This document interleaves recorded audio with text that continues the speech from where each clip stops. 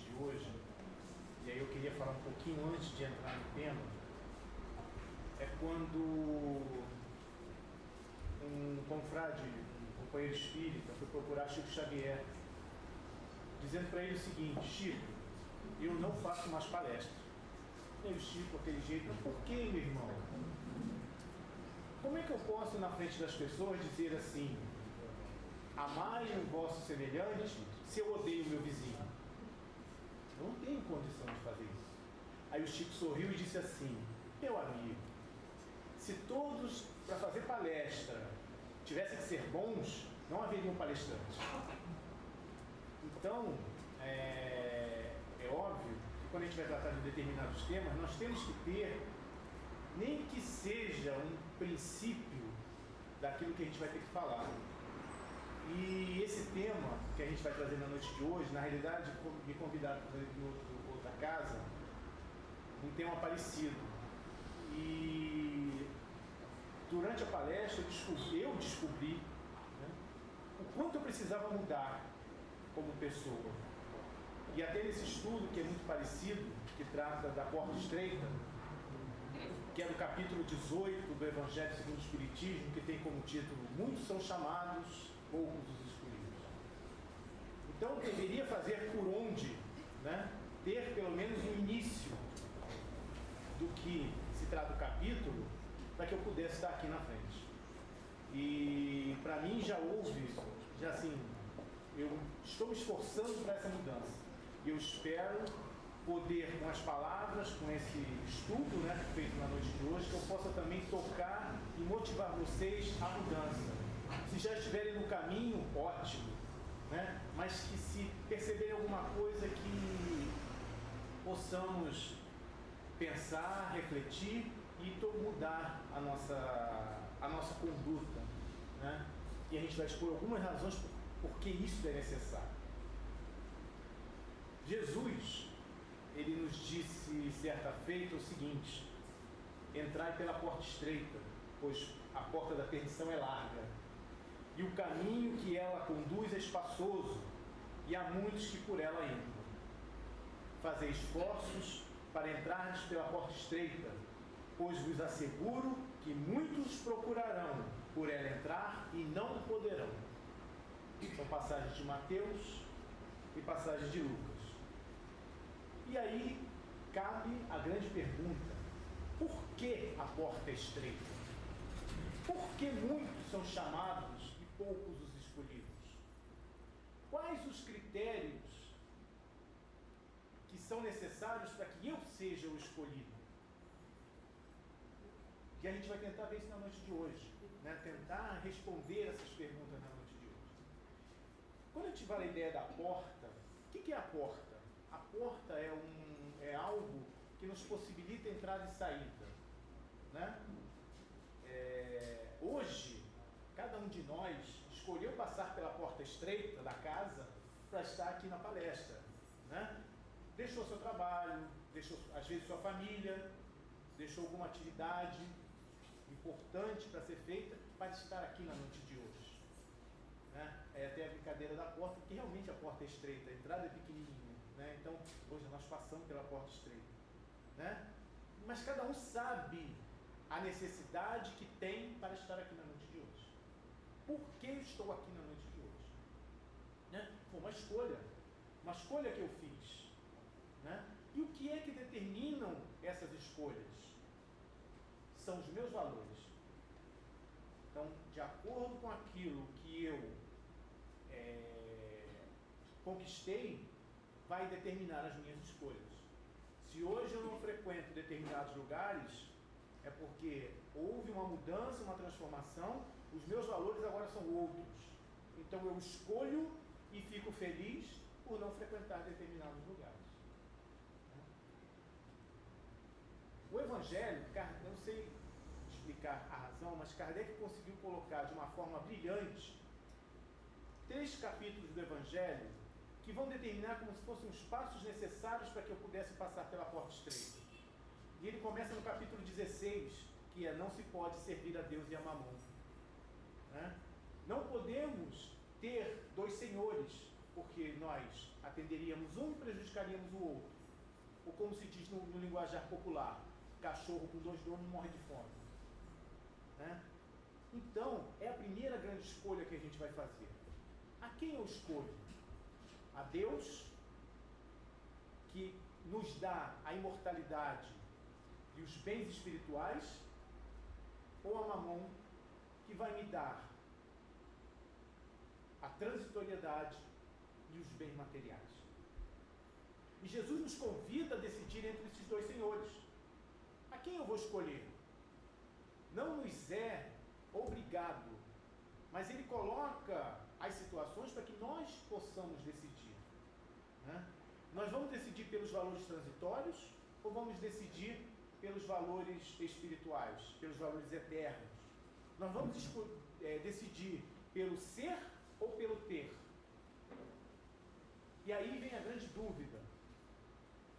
Mas eu preciso ter as coisas. O nosso mundo hoje, e desde aquela época, eu precisava lutar por ter um alimento, eu precisava lutar para ter uma moradia, para ter uma roupa. E Jesus nos lembra, passagem de Mateus, quando ele diz: não vos inquieteis dizendo, que comeremos, ou que beberemos, ou que vestiremos, como fazem os pagãos. Vosso Pai sabe que tendes necessidade delas.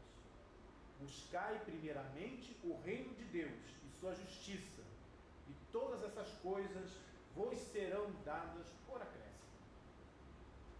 Então Jesus nos diz que nós não devemos nos preocupar. Ele mesmo já disse: buscais e achareis, baterás e a porta se abrirá. Mas ele nos convida a ter algo tão importante, o mais importante, muito mais importante do que os bens materiais. Quando nos convida a seguir a Deus, por optar pela questão do ser e não do ter, que a questão do ter nos será dada por acréscimo, por merecimento. Né? De acordo com as nossas tarefas, de acordo com o nosso trabalho, nós vamos receber honestamente, corretamente. Né? Nós acabamos recebendo. Nós recebemos dentro das medidas que são de acordo com cada um de nós. Se às vezes alguém tem mais do que o outro, é porque aquele alguém fez por onde ter. E se fez por meios ilícitos, mais cedo ou mais tarde, será chamado a responder por esse ato. Então, depois que a gente escolhe a quem a gente vai servir, vemos o capítulo 17, que é o capítulo Sede Perfeitos. Quando nós entramos por esse capítulo, Sede Perfeitos, e aí Jesus nos diz: sede perfeitos, como perfeito é o vosso Pai que está nos céus, e ele nos coloca, isso é um tema até para um outro estudo muito interessante, quando ele nos coloca algo que nós não podemos cumprir. Nós não podemos ser perfeitos como Deus. Nós podemos chegar muito perto, mas nós não temos. Mas por que Jesus disse isso? Porque ele não podia ter dito: sede perfeitos como eu sou, que aí denotaria um orgulho, uma vaidade. Mas ele compara ao Pai, que o Pai é perfeito, o Pai é bom, correto, misericordioso, e é isso que ele pede de cada um de nós. Por isso ele usa essa expressão. Então, quando nós escolhemos ser perfeitos, né, seguir, nós passamos pela primeira fase, né, nós escolhemos Deus, escolhemos a imortalidade, e vamos entrar pela questão do ser de perfeitos, nós decidimos pelos valores espirituais. Mas aí tem o nosso aprendizado. Né? O aprendizado é o despertar da consciência, né? E ter a condição de buscar os valores. Os meus valores vão determinar as minhas escolhas. O bom ou mau uso do meu livre-arbítrio. E Kardec pergunta no Livro dos Espíritos, na questão 464, como distinguimos se um pensamento sugerido procede de um bom ou mau espírito? Estudai o caso, respondem eles. Os bons espíritos só para o bem o aconselham. Então já fica um pouquinho mais fácil da gente decidir o que nós fazemos no nosso caminho. Se o que nós estamos fazendo é para o bem, então nós estamos no caminho certo. E aí a gente vai ver depois o que é o bem, né? O que seria o bem. Então tem uma passagem desse capítulo 17 que é o homem de bem, que Kardec coloca algumas características desse homem de bem. Se nós conseguirmos nos esforçar para cumprir algumas delas, nós estamos bem, né? Nós vamos estar bem na jornada. E quando nós passamos dessa fase, aí nós caímos no capítulo 18, que é muitos os chamados e poucos os escolhidos. E aí entra a questão da porta, a porta estreita que está nessa passagem. E as portas são nossas escolhas. Nós podemos considerar que todas as portas que estão no nosso caminho são as escolhas que fazemos. E a nossa vida é cheia de escolhas. A todo momento existem escolhas. Mas por que existem muitas portas? Porque a porta ideal é a porta estreita. Então a gente vai ver, além da porta estreita, uma série de outras portas, e a gente vai começar a fazer um trabalho em cima dessa jornada. E vamos imaginar que nós temos um corredor muito grande, e ali eu vou ter inúmeras portas, e cada uma delas vai nos trazer determinadas características. Por exemplo, nós vamos encontrar nesse nosso corredor portas que não se abrem. Por que a porta não abre? Será que a dobradiça está enferrujada? Será que ela está trancada? Alguma coisa trava essa entrada? Por que a porta não se abre? Nosso conhecimento, nós adquirimos esse conhecimento através de percepções, através de educação, mas também pela questão emocional. Muitas vezes a gente pensa que essa percepção que a gente tem do mundo é somente uma questão intelectual. As teorias que os grandes cientistas colocam, como é elaborada a teoria? A partir da observação. Então ele faz uma observação, estabelece uma teoria que depois é colocada à prova ou não. Aí, colocada à prova, ela vai ser aceita ou não. Tem erros ou não. Então o nosso conhecimento vai ser através disso. Os testes que a gente faz, a gente sabe que um determinado caminho é bom para chegar no trabalho, um determinado caminho já não é tão bom, é cheio de espinho, tem muito buraco no caminho. Então, a nossa percepção vai nos dizendo isso. E depende do nosso momento. Muitas vezes nós não estamos num momento bom. E aí, o que acontece? Nós traçamos uma ideia negativa de uma determinada situação. Vocês não me conhecem. Aí, de repente, a gente na rua está andando, daqui a pouco um dá um esbarrão no outro. Aí você já olha para trás e fala assim, esse cara nem pediu desculpa.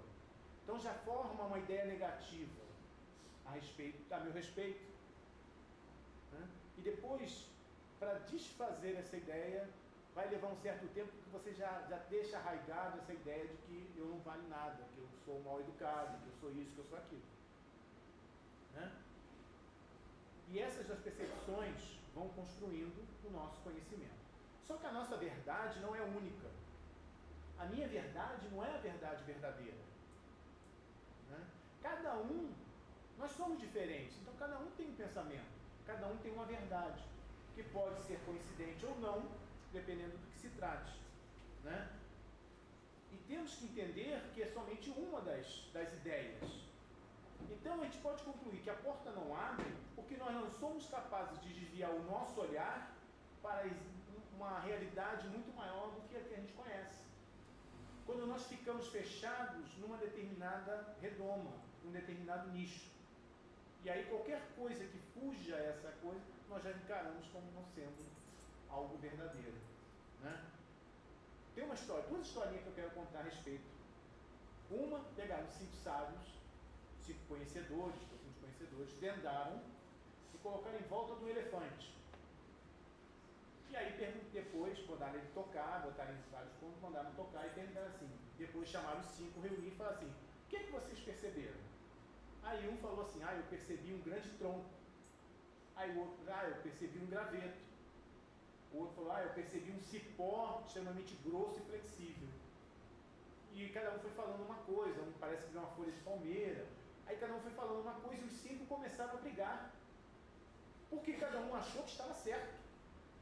Mas na realidade, a verdade, o todo era muito maior. Então eles acabaram brigando por isso, porque eles não conseguiram juntar as ideias para que fizesse, não, isso parece ser um elefante. E uma outra história de um rabino que estava com um grupo de discípulos no monte. Quando ele olha para o vale, ele vê que uma aldeia onde ele tem vários amigos está sendo atacada e muitos deles estão sendo mortos pelos bárbaros. E aí esse rabino diz o seguinte: ah, se eu pudesse ser Deus. E aí um dos jovens fala assim: isso é uma blasfêmia o que o senhor está dizendo? Quer dizer que se o senhor fosse Deus faria diferente? Aí ele responde: Deus está sempre certo. Eu gostaria de ser Deus para entender o que está acontecendo. Então o jovem teve a ideia assim, ele já achou que o mestre queria dizer que queria ser Deus para impedir o massacre. Mas na realidade ele queria entender o que está acontecendo, porque sabe que Deus, tudo que Deus faz é o certo. Mesmo que fira o nosso sentimento.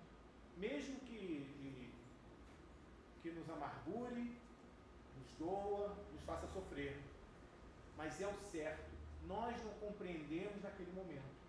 Mais tarde, nós vamos compreender a razão. No nosso corredor, nós vamos encontrar também portas que não se fecham.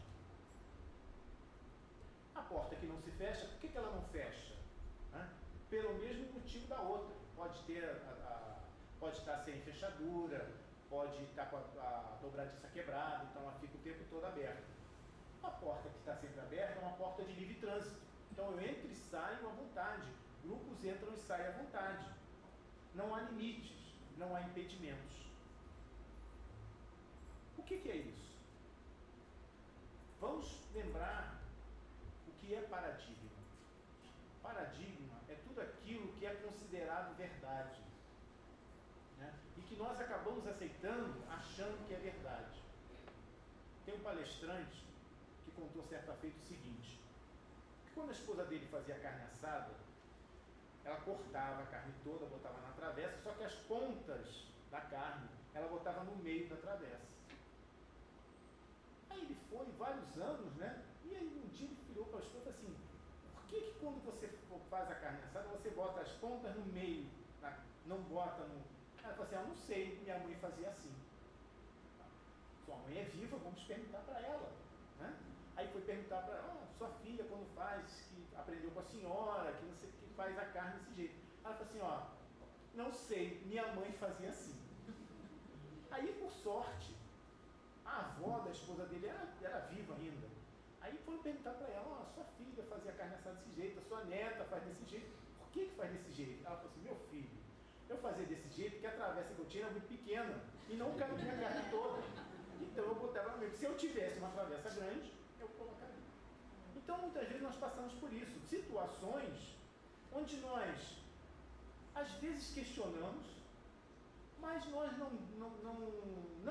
nós internamente pensamos: pô, isso é estranho. Mas a gente não dá a mínima. Eu vi um programa num canal uma certa feita. A experiência era a seguinte: era um consultório, né? Então tinha recepção do consultório e tinham vários atores sentados. E aí o que acontecia? Tocava uma campainha, todos se levantavam, depois sentavam. E faziam isso. Aí entrou uma pessoa, uma jovem, sentou lá. Aí a campainha tocou, todo mundo levantou. Aí ela olhou todo mundo, olhou para o lado, achou estranho todo mundo levantar, mas não levantou. Aí daqui a pouco tocou de novo, todo mundo levantou. Aí ela ficou, na terceira ela levantou.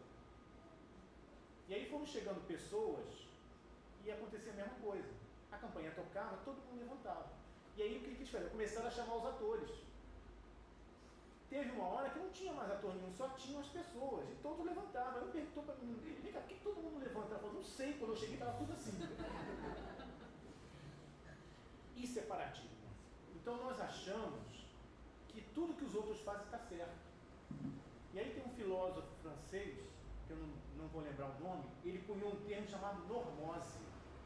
Normose significa forma de comportamento visto como normal, mas que na realidade não é normal, e sim escolhido pela maioria.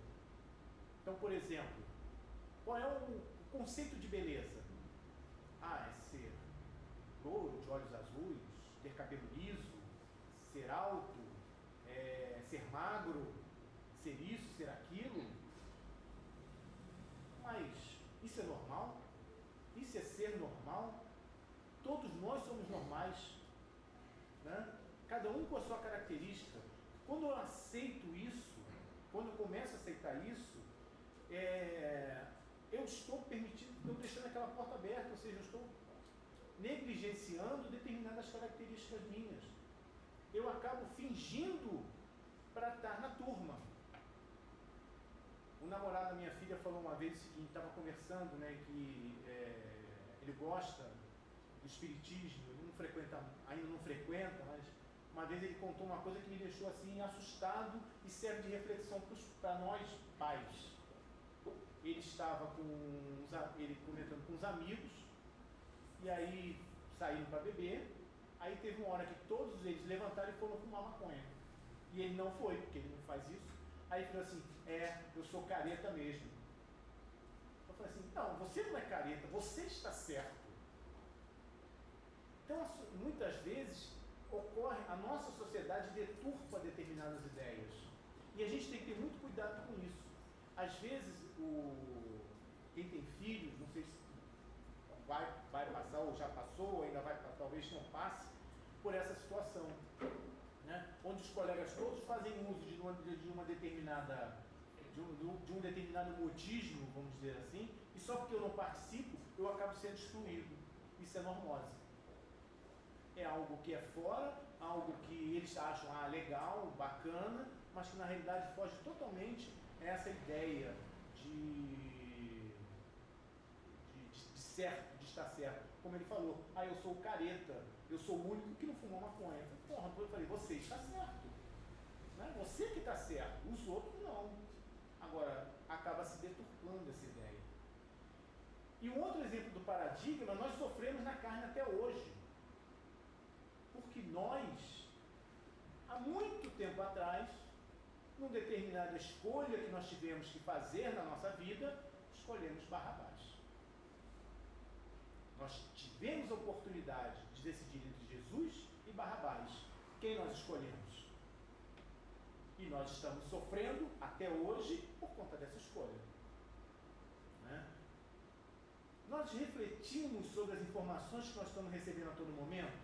Nós paramos para pensar que às vezes ocorrem determinadas situações que você coloca. E assim, semana passada nós vivenciamos um caso desse com relação à caridade. O que é caridade? O que é fazer a caridade? Fazer a caridade é permitir que por exemplo, alguém quebre um ambiente todo e eu não posso chegar e reclamar, que eu não posso falar com ele, não posso dar uma bronca, porque isso é falta de caridade? E a coisa estava descambando para essa linha. Eu falei assim, gente, vamos analisar. Uma companheira contou uma história de André Luiz, no nosso lar, que ele estava na porta do nosso lar e veio uma mulher, um espírito feminino, pedindo pelo amor de Deus para entrar. E o André Luiz fica condoído porque ela chora, ela está desesperada. Quando ele vai abrir, o orientador fala assim, André, não abra. Mas não abre por quê? Ela está sofrendo, ela precisa de tratamento. Aí assim, a maior caridade que nós estamos fazendo por ela é não abrir a porta. Então, Jesus já disse isso. Sim, sim, não, não. Mas que eu digo não com todo o amor possível. Mas eu preciso dizer o não. Caridade não é dizer sim sempre. Não é deixar que os outros errem, né? Porque pode ficar ressentido por ter uma bronca, por ter uma repreensão. Então temos que ter muito cuidado com relação a isso. Einstein, o grande Einstein, disse certa feita que é mais fácil desintegrar um átomo do que quebrar um paradigma. Então que a gente consiga analisar. E na onda do paradigma entra a questão do preconceito. Por que nós temos preconceito de algumas coisas? Então nós temos que ter esse cuidado também. Por que o preconceito? Nós já pré-julgamos alguém antes dele se apresentar. Né? Então nós temos que ter muito cuidado com as relações, inclusive na casa espírita, principalmente na casa espírita. As pessoas que a gente está notando, a gente que participa do atendimento fraterno, que eu acredito que alguns de vocês participem do atendimento, que assim, as características das pessoas que vêm para o atendimento fraterno têm mudado. Tem mudado. As pessoas estão vindo com determinadas necessidades que há 5 anos, 10 anos atrás não vinham. Com preocupações, com dores, com sofrimentos totalmente diferentes. E nós não estamos preparados para lidar com essas situações.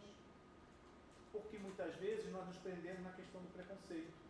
E aí, como é preconceito, não, isso aqui eu já excluí. Isso aqui eu nem discuto. Mas nós precisamos estudar. Estudar tudo. Todos os assuntos. Para que nós não sejamos juízes sem ter condição de julgar alguém. Então, muito cuidado com relação à questão do preconceito. Vamos encontrar no nosso corredor também portas que só abrem por dentro. Só o dono pode abrir a porta. Eu tento abrir e a porta não abre porque o dono fecha a porta. E aí vamos ver a situação que Joana de Ângeles vai chamar de consciência egóica. A consciência egóica é aquela que se prende na questão do orgulho e do egoísmo. Né? São situações que vão nos tender a jogar para os extremos. Né? Eu acabo ficando preso nos cantos e a gente sabe que muitas vezes o caminho certo é o caminho do meio. Então essa consciência egóica acaba nos jogando para uma determinada... Por que eu me prendo a determinada situação? Tem um companheiro, um palestrante, com certeza ele quis fazer aquilo para mexer com alguém, né? Um tom de brincadeira, quando conta que 2 moças, né, se encontram, uma delas chorando e outra pergunta, o que aconteceu? Aí ela falou assim, meu namorado me bateu. Aí, meu Deus, que coisa é essa? Que absurdo! E você, o que você fez? Já largou dele, né? Denunciou na polícia? Não, ainda estou com ele. Como assim? Está com ele? Ele te bate? Eu falei assim, mas ele é meu karma. Né? Então, quer dizer, são os dois, a gente vê os dois extremos. O algoz e a vítima. O algoz, ele não consegue controlar a sua própria vida e tenta controlar dos outros. Então ele tenta o controle e o domínio sobre o outro. A vítima, ela acha mais cômodo deixar que os outros a controlem. Então fica lá esquecida no canto, deixa que ele cuide da minha vida. Mesmo que seja na base da violência. Então são os extremos. E a gente tem que tentar chegar num acordo. Né? E aí, como fazer chegar nesse acordo? Como chegar para o caminho do meio? Tentando ouvir a consciência. O egoísta, o orgulhoso, ele não ouve a consciência. Né? Mesmo que a consciência o alerte o tempo todo, ele acaba não ouvindo. Né? E nós precisamos nos conhecer. Nós precisamos tirar de nós o desculpismo. Puxa, por que você fez aquilo? A carne é fraca. Né? São as grandes desculpas. O espírito fala assim, o espírito me obsediou, por isso que eu fiz aquilo. O Dilon Fernandes diz que os espíritos não podem fazer absolutamente nada conosco, nós é que permitimos. Né? Então, às vezes, a gente coloca a culpa em Deus, coloca a culpa no outro e coloca a culpa nos espíritos, quando na realidade o problema é nosso, quando na realidade fomos nós, porque nós temos o livre-arbítrio, é nosso, a responsabilidade é nossa. Né? Me conhecendo, eu consigo fazer a reforma íntima que eu tanto preciso. Kardec pergunta na questão 919 qual é o meio mais prático, qual é o meio prático mais eficaz do homem se melhorar nessa vida. E aí os espíritos respondem, um sábio da antiguidade já lhe disse, conhece-te a ti mesmo. Fácil, né? Conhece-te a ti mesmo. Quantas vezes a gente já ouviu essa frase? Né? Mas o autoconhecimento é uma das missões mais difíceis que o ser humano precisa vencer, precisa cumprir. Quando a gente fala do autoconhecimento, esse autoconhecimento é um caminho de interrogações. A nossa descoberta é uma das coisas mais difíceis pelas quais a gente tem que passar. Primeiro, temos que fazer uma análise, uma autoanálise. Nós precisamos compreender como nós somos, como é a nossa personalidade. Né? Por que de vez em quando eu tenho meus destemperos? Eu brigo, esperneio, etc. Conhecendo a minha personalidade, eu vou tentar balancear o que é de bom do que é de ruim. Né? Eu vou conseguir analisar minhas qualidades e meus defeitos. E a autocorreção, onde eu começo a corrigir os meus defeitos. Só que esse processo não é tão simples quanto a gente está falando aqui. São processos de anos. E até para que eu me identifique, isso vai levar um tempo. Né? E quando eu começo a me perceber, eu vou começando a quebrar determinados paradigmas. Né? Quebrar determinados preconceitos. Um monge estava reunido com um grupo de discípulos e ele pergunta para os discípulos assim: quando é que ocorre a aurora? Ou seja, quando é que a noite termina e começa o dia? Aí um responde assim: é quando eu vejo um animal no morro e vejo que ele é um lobo. Não, não é isso. É quando eu vejo uma árvore e identifico que é uma figueira. Não, não é isso. Aí cada um foi dando as opiniões e cada um, tá bom, então como é que eu identifico que a noite termina e começa o dia? E aí ele responde: quando sabemos que a noite termina e o dia começa, quando um estrangeiro se aproxima de nós e nós o identificamos como nosso irmão. Aí começa a aurora. Então, quando nós começarmos a compreender o outro, significa que nós já conseguimos nos transformar. Nós já conseguimos passar por aquela análise, já conseguimos passar por esse período e já começamos a fazer com que essa porta comece a se abrir. Tem também aquela porta que não se abre porque a gente não quer. Dessa vez não é a porta que está fechada e eu não consigo entrar. Sou eu que fecho a porta, sou eu que tranco a porta. André Luiz, no livro No Mundo Maior, ele relata uma conversa que ele tem com o Calderaro. É fantástico. Pena que não dá para trazer tudo aqui. Mas eu vou dar assim, um pequeno resumo do que ele nos coloca. Que o nosso cérebro, ele é dividido em 3 grandes partes. O consciente, o subconsciente, que cuida do passado.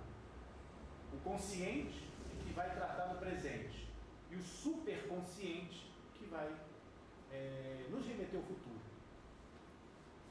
Nessa explicação, a gente vai tirar 2 grandes moléstias que assolam a humanidade nos dias de hoje.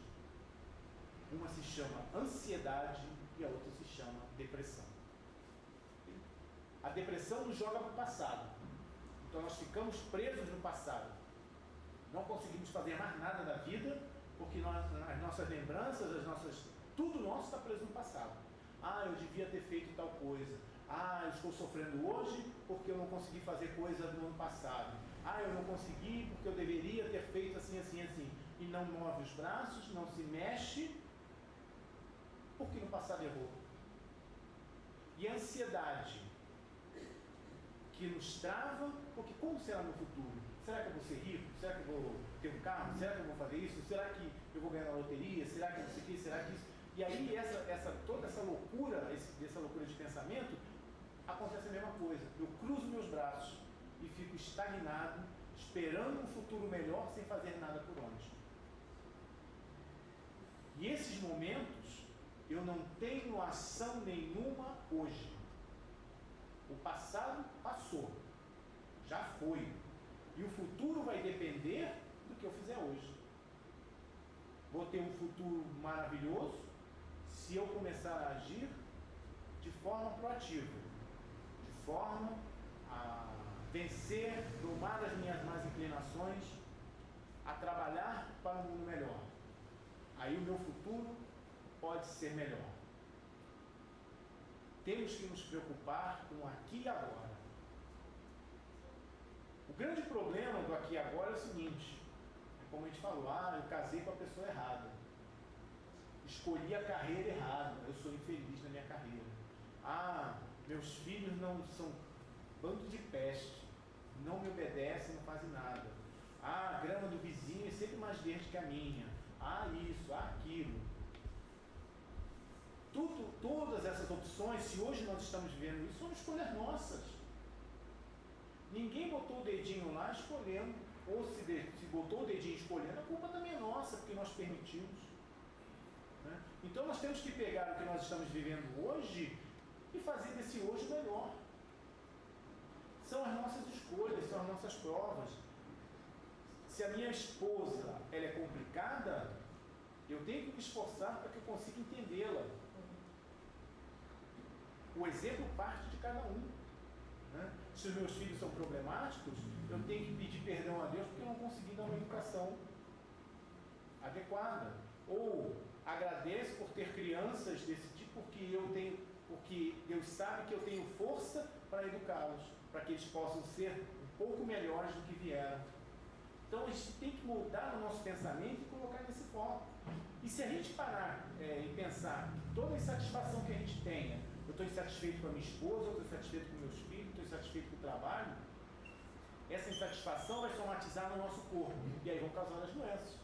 Aí eu vou ter um infarto, vou ter um derrame, vou ter problemas digestivos, úlcera, cirrose, enfim, uma série de coisas que na realidade, não bebe e tem cirrose. Por quê?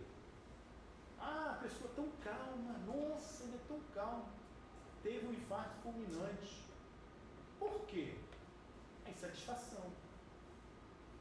Todo pensamento negativo, ele vai somatizando no corpo físico. André Luiz conta no livro Nos Domínios da Mediunidade que cada célula cerebral é como se fosse uma antena de rádio, uma antena de uma estação de rádio, que está emitindo ondas a todo momento. Então, se as minhas ondas, o meu pensamento for um pensamento negativo, eu vou ser o primeiro atingido. Aquele fluxo, aquele fluido que nos envolve, ele se tornará negativo, maléfico, e irá afetar o meu corpo físico. Então eu preciso ter um pensamento positivo. E aí eu consegui, quando eu estava estudando essa parte, eu consegui entender por que Jesus nos disse amar os vossos inimigos. Que parecia ser uma aberração naquela época. Como é que eu vou amar o meu inimigo? Mas Jesus não podia dizer, ninguém iria entender, que o primeiro prejudicado pelos maus pensamentos sou eu. E quando eu odeio o inimigo, eu canalizo toda essa energia negativa em direção dele. Mas se ele estiver no bem, ele não vai ser atingido. Só eu vou ser atingido. Então, para evitar esse tipo de situação, por isso que Jesus falava, Jesus não mandou abraçar o inimigo. Jesus não mandou fazer um banquete celebrando o inimigo. O que Jesus pediu é que eu não tenha ódio daquele inimigo. Que se acontecer uma determinada situação que me fez que ele se tornasse o inimigo, de repente foi alguma coisa extremamente fútil. Né? E às vezes nós canalizamos uma energia ruim que vai nos prejudicar. Que nós possamos pensar muito a respeito disso. E quando conseguimos superar essas provas, a prova do marido, da esposa, dos filhos, do trabalho, nós conseguiremos ser felizes e livres. Livres. Me lembrei uma coisa agora, às vezes assim uma pessoa convida, vai ter um show, quem tocou aqui, Fernando Sorocaba? Quem tocou aqui, Macaé? Jorge Mateus. Tem um show de Jorge Mateus. Não vou porque fulano vai. E eu não quero encontrar com ele. Eu sou escravo, eu estou preso. Eu não vou em determinado lugar porque fulano vai. Quem que é livre nessa história? Né? Então, quando eu me liberto dessas amarras, eu sou um ser livre. E vou conquistando essa felicidade. Né? Por estar aqui, né? por estar vivendo sem estar preso a esse tipo de situação. E se nós identificamos em alguém algum defeito, é porque nós temos esse defeito também. A lei de ressonância, uma lei física, né? Quando minha voz ela se irradia, ela bate na parede e volta e eu acabo reconhecendo. Com os sentimentos é a mesma coisa. Quando eu identifico que alguém tem inveja, e ele é invejoso, é porque eu sei o que é.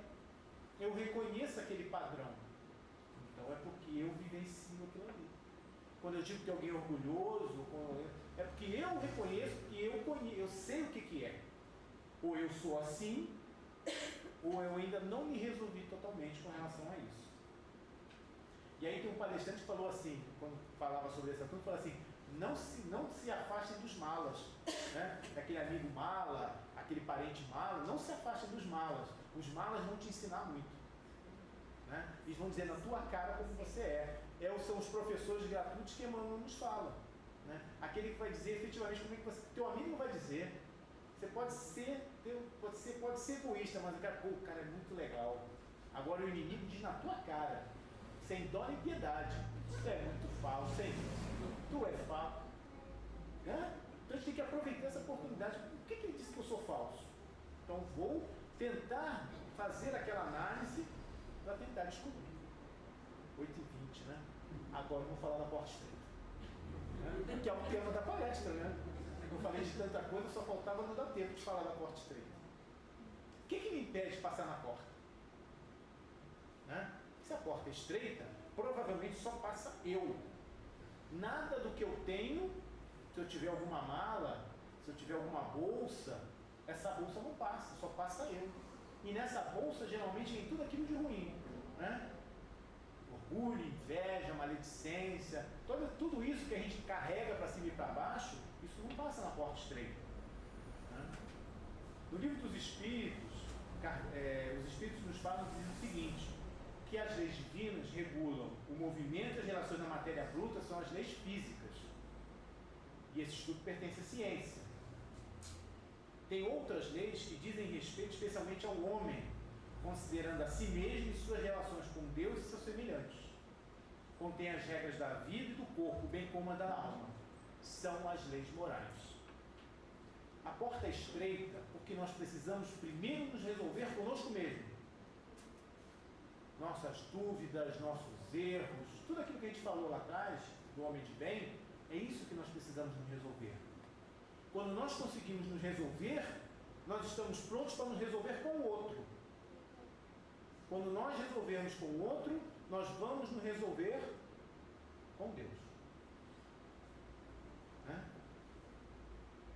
E o Espiritismo é a grande ferramenta que a gente tem. O Evangelho é a grande arma que nós temos nessa reforma que nós precisamos fazer. André Luiz, de certa feita, o seguinte, que o Espiritismo não é o consolador da terra, é o renovador do eu. Não é simplesmente a boa nova no espírito popular, é a nova mensagem de redenção para o indivíduo. Então o Espiritismo não veio para a Terra, não veio para salvar o planeta, veio para salvar cada um de nós. Porque a partir do momento que eu me transformo, eu vou rebocar um monte de gente à minha volta. Que cada um vai ver assim, cara, como é que ele mudou? Como é que ele está diferente? O que levou ele a se transformar? E vai querer saber por que ele está se transformando. Por que essa mudança? O que levou ele a se transformar? E aí vai descobrir e vai acabar conhecendo também os ensinamentos da doutrina espírita. E a porta estreita, né, é estreita porque passa um de cada vez. Porque eu preciso ser livre, preciso saber quem eu sou e o que preciso modificar. Me modificando, eu vou tratar com a mesma maneira com que eu me trato. Então eu vou passar a tratar o outro da mesma forma com que eu estou me tratando. Né? Quando eu me resolvo dos meus problemas, quando eu ouço a minha consciência, que é o meu mentor, né? Meu mentor está ali do lado, muitas vezes a gente ouve aquela voz lá dentro, né? Que a gente consiga dar vazão a essa voz, né? Que a gente consiga, através de preces, né? Através da prece, importantíssimo no nosso dia a dia, e às vezes a gente acha que é tão pouquinho, né? Teve uma senhora que foi conversar, me chamou para conversar, disse que estava com um problema muito sério, não com ela, com uma vizinha, né? O que eu posso fazer por ela? Aí eu falei assim, ore por ela, faça uma oração, antes de deitar, quando levantar, ore por ela. Aí eu notei o ar de decepção. Puxa, só isso? Parece que a prece é tão pouquinho, parece que é tão pequena, né? Mas 2 semanas depois ele veio falar comigo e falou assim, nossa, você não sabe o bem que você me fez. Por quê? nossa, eu fiz a prece por ela, mas a beneficiada fui eu. Porque ela conseguiu sentir a paz, conseguiu sentir a tranquilidade. Então a prece tem esse poder, né? E uma experiência que eu tenho, né? Um amigo começou com isso e agora eu estou me esforçando para fazer isso todo dia. Ele falava que o ambiente de trabalho dele estava ruim, que era muito complicado, que um querendo furar o olho do outro, né? Assim, tem 15 pessoas, só tem 13 vagas, então um vai furar o olho do outro, vai querer ficar, né? E ele falando que o ambiente estava muito ruim. E aí ele falou o seguinte: eu decidi me orientaram a fazer uma prece por todos quando chegasse no local de trabalho. Então ele chegava no local de trabalho, abria o Evangelho, lia uma página e fazia uma prece por todo o grupo. Eu falei, e aí? Aí ele falou para mim: é muito difícil. Quando você lembra de um, aí a prece trava. E eu tive essa experiência e é verdade. Trava, você não consegue pensar naquela pessoa que te incomoda, aquela pessoa. Por isso que eu falei aqui que é difícil ser palestrante, porque você tem que vivenciar isso, né? No início é difícil, mas a gente tem que perseverar. E ele falou que com 3 meses, o ambiente de trabalho dele mudou completamente. Ninguém está fazendo prece, só ele. Mas foi o suficiente para que aquela ambiência toda mudasse. Então é uma experiência para nós, né? É difícil? É muito difícil. Você olhar para aquele que você não gosta, ou amar os inimigos, acho que do que Jesus coloca no Evangelho, acho que é uma das coisas mais difíceis que a gente tem para vencer, né? É esse o amar o inimigo, né? Então a prece é fundamental. A prece vai nos ajudar e vai trazer ao nosso lado os bons espíritos. E nós vamos ter as intuições. Tem um caso que um companheiro que trabalha em reunião mediúnica contou, e depois ele ficou sabendo da história, né? Diz que na reunião veio um espírito falando, né, que levaram ele ali porque ele não conseguia, palavras dele, ele não conseguia prejudicar aquele desgraçado. Aí o companheiro falou: que desgraçado? Aquele militar lá que vive o dia inteiro orando. Aí ele: como assim? Aí ele foi perguntando e ele falou que o espírito conseguiu obsidiar todos os soldados para que eles fizessem um motim. Só que o militar, ele tinha uma patente, acho que era coronel, se não me engano. Antes de conversar com os soldados, ele fez uma prece. E aí ele conseguiu contornar a situação. E aí o espírito estava ali revoltado porque ele não conseguiu obsidiar o militar. Então a prece vai nos proteger o tempo todo, né? Quando eu consigo passar por isso, eu estou me modificando, me dando essa tranquilidade, levando para os outros, eu consigo me enquadrar nessa questão, né? Eu consigo vencer. E aí quando Jesus fala que muitos são chamados e poucos os escolhidos, o que ele quis dizer com isso?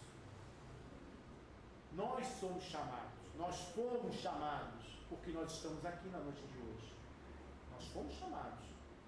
Estamos aqui, estamos em casa estudando, lendo o Evangelho, lendo livros dos Espíritos, as obras da doutrina, temos procurado praticar, porque nós fomos chamados. Mas será que todos nós vamos ser escolhidos? Ser chamado é fácil, né? Mas e ser escolhido? Né? Para ser escolhido é preciso ter coragem para respeitar o outro, ter coragem para se amar e, consequentemente, amar o outro. Que a gente comece a fazer esse exercício dentro da nossa casa, né? Dentro do nosso lar. Na casa espírita é mole fazer isso. Porque nós estamos, essa casa, como toda casa voltada para o trabalho do bem, ela tem uma aura envolvendo. É derramado sobre nós todos os fluidos de amor e de bondade que a espiritualidade superior oferece a cada momento. Então eu vejo que aquele companheiro que está do meu lado não é meu inimigo. Mesmo que eu tivesse tido uma desavença com ele, mas os fluidos da casa nos fazem não sentir tanto essa indisposição com o companheiro. E lá fora? Né? Então que a gente comece a trabalhar isso dentro da nossa casa. Comece a trabalhar isso com nossos familiares. Que às vezes, na maior parte dos casos, aqui na Terra, são companheiros com quem temos contas a acertar. Por isso a dificuldade dos casamentos, por isso a dificuldade entre pais e filhos, entre família consanguínea. Porque são todos devedores uns dos outros. Então é o grande exercício que a gente começa, no nosso lar. Né? Que na casa espírita é fácil, mas lá em casa é que é mais difícil. E para a gente encerrar, né, que já estamos na hora, o homem do futuro, né, o homem do futuro, aquele que vai continuar neste planeta, que nós estamos já no processo de regeneração, é aquele que é capaz de amar. Aquele que conseguir amar vai permanecer aqui. E a gente sabe que amar não é fácil. Quem já se esforçou, quem faz, sabe que não é fácil. Mas é profundamente libertador. Que o mestre amigo possa estar sempre ao nosso lado, nos guiando, nos intuindo, para que a gente consiga seguir nessa jornada que para muitos é muito difícil, porque muito nós pedimos. Nós somos muito devedores, por isso nós pedimos muito. E muitas vezes nós sofremos achando que não vamos aguentar. Mas se nós recebemos essa missão, é porque nós conseguimos. Nós temos força para suportar. E Ele está ao nosso lado. Os bons espíritos estão ao nosso lado. Basta pedirmos, através da prece, da oração. Né? Que cada um de nós, tornando para os nossos lares, que na noite de hoje possa fazer uma análise de tudo que foi dito, de tudo que nós pensamos, e que a gente consiga transformar, para que todos nós tenhamos a alegria de nos ver uns aos outros, né, depois de ter passado pela porta estreita.